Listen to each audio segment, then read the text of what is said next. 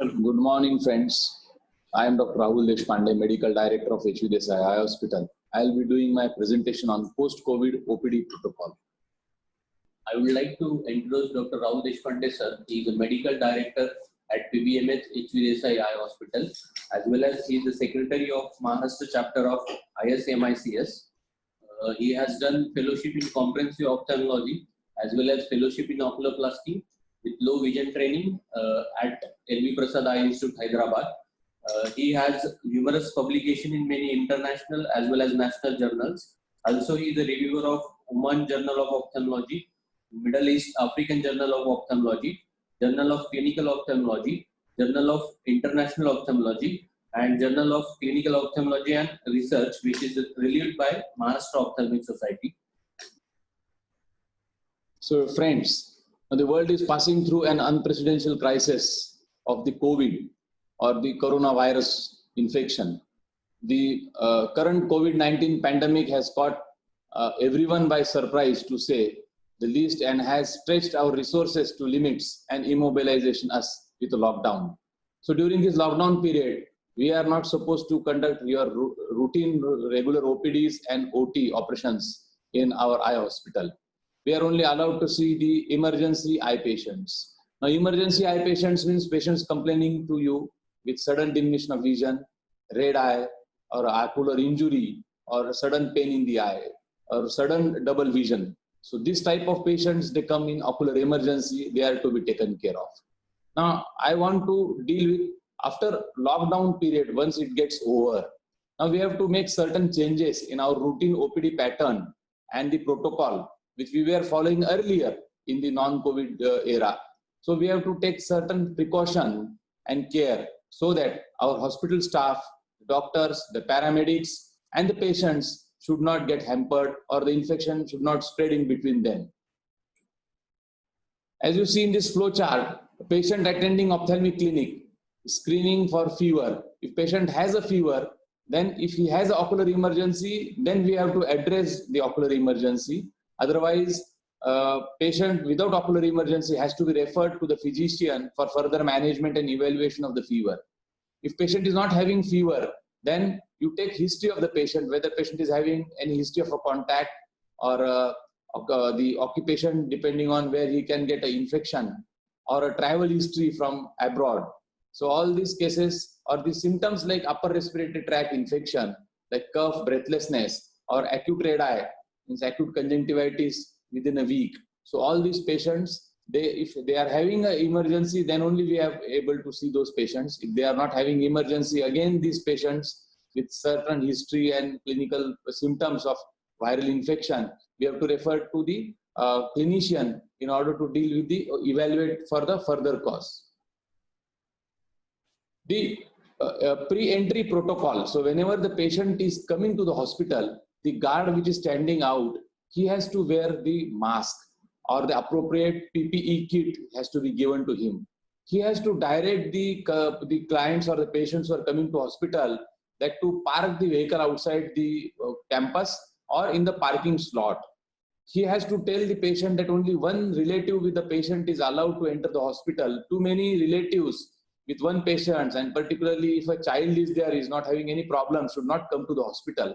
So it is at the guard level that the guard should give directions so that the other patients, unwanted patients, should not come to hospital. They should not get infected and the infection should not spread. The staff or the guard at the main gate, he also should see that whether the patient is wearing the appropriate mask, and the use of sanitizer also at the guard level he has to give, and he has to sanitize or make use of the sanitizer to clean the hands of the patient. The thermal screening is one of the important things which is done at the registration or the reception counter. The thermal screening gives us an idea whether the patient is having any sort of a infection. If patient is having infection or the temperature is raised, he has to be referred to the clinics, the temperature clinics, or wherever the viral detailed evaluation is being done.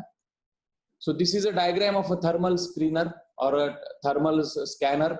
The thermal scanner is a self-automated.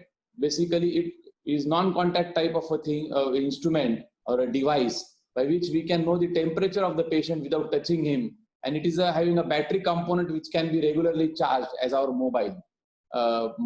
So the readings will be coming on the LCD screening, and we'll be knowing whether the patient is having a fever or not by making use of a non-contact type of a thermal scanner, which is an essential must, should be kept at the counter where patient first comes at the registration to seek or want to take the paper.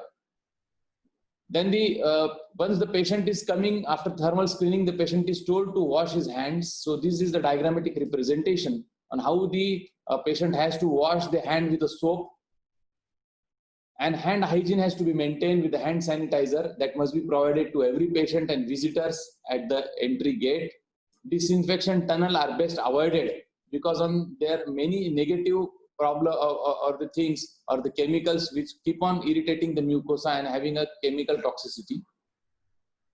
Maintaining social distancing at the registration, this is very important. So at the registration counter, when patient directly first comes, and after doing the thermal screening, now we want to, if the temperature is normal and if patient is having eye problem, then the patients are told to maintain social distance of about 3 or 4 meters. They have to wait in a queue, and specific round marks are made on the ground, so as the patient has to stand on those marks. And maintaining the specific social distance, we can screen the patients to avoid the crowding. Screening and the registration counter, it will deal with the registration should be maintained at the gate, at the entry, data of the patient, the history pertaining to any cough, fever, or travel to abroad, or from which area or that containment zone if patient is there, we have to note down, and we have to make a separate consent form. The separate consent form has to be taken. So this is the representation of a consent form which is designed in English. We can design it in your local language also. In Marathi also in our hospital we have designed this COVID declaration form. This form will tell you or will or the patient has to sign, and patient has to, that patient is not having any infection, patient is not from a containment area, or if patient at all, if it is getting infected from our hospital, the hospital authorities are not responsible for any sort of a thing. We are taking due precaution and care in our hospital. So this all declaration we have to keep as a medical legal document, both to safeguard the patient and safeguard our organization. Now this is N5 mask, the component of a PPE kit. That what is the N5 mask? N5 mask is basically N stands for non-oil based. 95 is it removes 95% of particles of 0.3 microns or more than those size of the particles. It has a valve. The optimal reduces breathing for our inhalation and the breathing. The valve is important. Material, it is tough yet flexible, non-woolen polypropylene fiber. So that material is used to make an N5 mask. Now people, they keep on talking about what is this N5 mask. So basically these are the components of the N5 mask. Now what is the PPE kit? The personal protection equipment kit, which is given to the hospital staff. So that is having a jacket that is having the face cover or a shield to cover your eyes or cover your face, a set of goggles, N95 mask, the disposable gloves. Then all these are the integral components of the essential or the PPE kit, which we have to give at the registration counter. So see, this is very important that for all consultants, we should not give all these components of the PPE kit. We can selectively isolate the things and give to the consultants whichever is required. So at the main entry gate, wherever the patient is directly coming to the contact of with the patient is coming with the contact with the doctors. So at that time, the doctor should be given with PPE kit. But in consulting OPDs and all, only some components of these PPE kits should be given. OPD appointment. Now OPD appointment system should be followed nowadays. So encourage telephonic appointments. WhatsApp consultations are now allowed in these emergency conditions for all the patients who are not having any emergency and who can wait, and who with the WhatsApp, they can send you the photograph of what is happening in their eye or what is the problem in the eye. You can respond to it. So this sort of appointment system works. No mask, no treatment policy should be strictly enforced. Appointment should be properly spared out so that there is no crowding. Patient's short history pertaining to travel, fever, cough, or COVID treatment should be noted down while booking the telephonic appointment. At the reception of the OPD waiting area, there should be only one entrance and one exit to the hospitals. The OPD should not have multiple entries, so as to have a strict norms. These are to be followed, so that we can control the activity or the movement of the patients. There should be absolutely no crowding at the reception and cash counter. There should be plastic shields in front of the counter of the reception, pharmacy, and the spectacle counters. One patient with only one attendant rule should be followed, should be strictly followed. So patient should not have 2-3 attendants unnecessarily. They are coming to hospital attending one patient. Now social distancing is to be followed in the waiting area. So whenever the patient is being placed, or they are sitting, or they are waiting outside the consulting area, they should not or come in contact with each other. There has to be a specific segregation of the patients. So this diagram represents how social distancing is maintained when patient is sitting prior to the clinical assessment. All doors and windows in OPD area to be kept open. Air conditions and coolers should be kept off. This is very important. Otherwise, with air conditions and coolers, the infection can spread.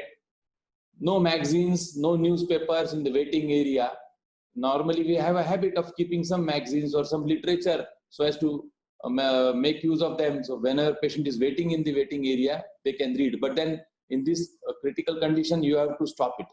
Sanitizer bottles to be stationed at the reception and in the OPD for the patients to use, for their use. Housekeeping protocols, or this process has to be implemented, and we have to follow it very strictly and maintain the compliance. The moderate areas, the high risk areas, we have to segregate the OPD wise. So high risk areas are the OPD, the counseling, the consulting rooms, patient waiting areas, the lifts, the washrooms. These are the high risk areas.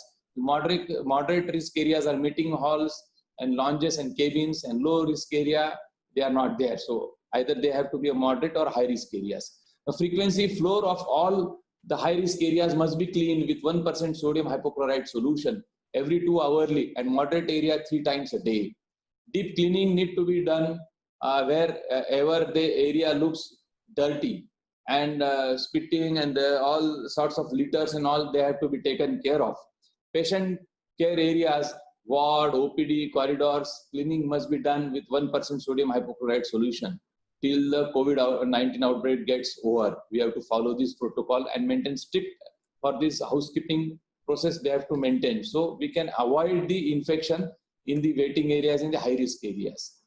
So these are the diagrams how the housekeeping, the people, they are having the various chemicals with them, and they are making use of them in order to disinfect the areas. So thank you for the presentation. So basically, coming to the conclusion, the COVID problem, it is there. We have to fight with this problem. This problem is not going to get over in a day.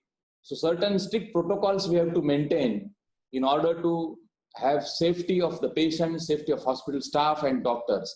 And that too, we have to maintain the clinical assessment. That should also go on. It's not like that because of a COVID, we should not see patient. We should see patient, but we have to take adequate care and precaution in order to avoid spread of infection and control this infection, so that we can see patients comfortably. So thank you.